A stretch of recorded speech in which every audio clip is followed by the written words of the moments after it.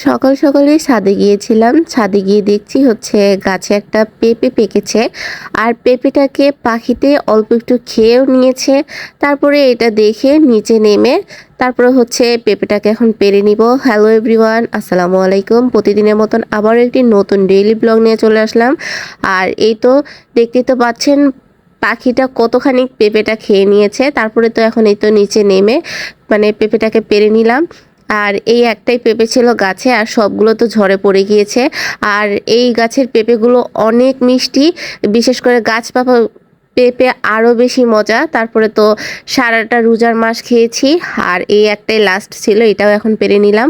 তারপরে তো হচ্ছে সকাল সকাল দেখছি শ্বশুর আব্বু মুরগি এনেছে, দেশি একটা মুরগি এনেছে। তারপরে মুরগিটাকে ড্রেসিং করে এনেছিল হালকা, তারপরেও গায়ে হালকা পাতলা পশম ছিল।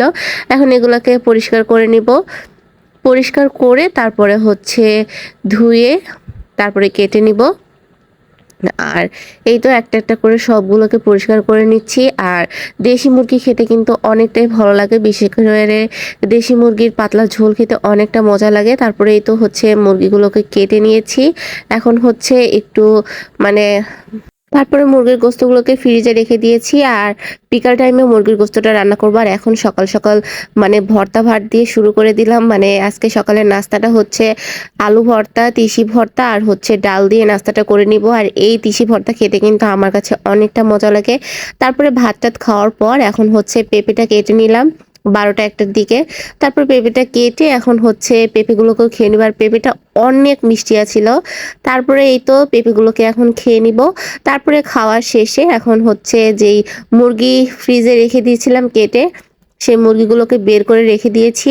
তারপরে এদিক দিয়ে হচ্ছে মুরগিটা একটু ছাড়তে থাকুক, এর মধ্যে বরফও হয়ে গিয়েছে।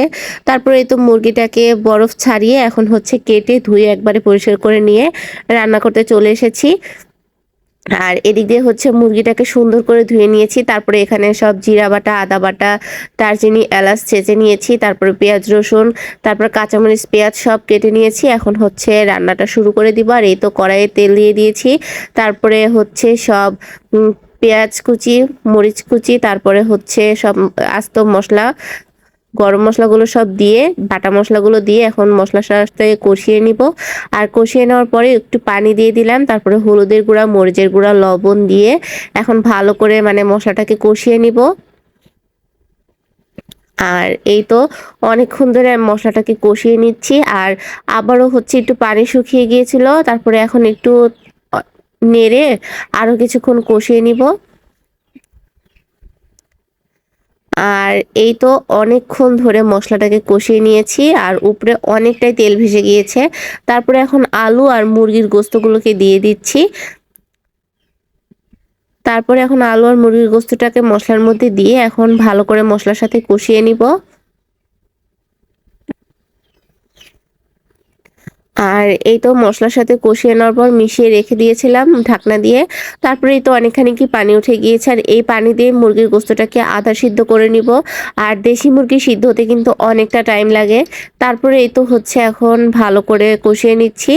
আর এদিক দিয়ে পানিটাও শুকিয়ে গিয়েছে। তারপরে এখন আবারও হচ্ছে কিছুক্ষণ কষিয়ে নিব। আর এই তো এখন হচ্ছে ভালো করে নেড়ে চেড়ে তারপরে পরিমাণ মতন পানি দিয়ে দিব একবারে ঝোলের জন্য।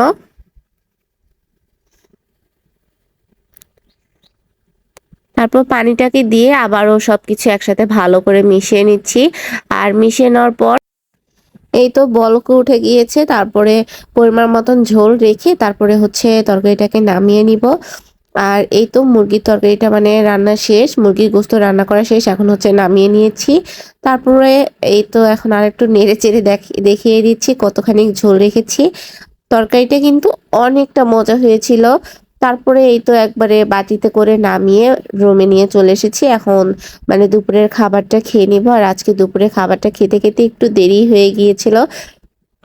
আর আজকের ভিডিওটা যদি ভালো লেগে থাকে অবশ্যই লাইক, কমেন্ট এবং শেয়ার করে দিবেন। সবাই ভালো থাকবেন, সুস্থ থাকবেন। আল্লাহ হাফেজ বন্ধুরা।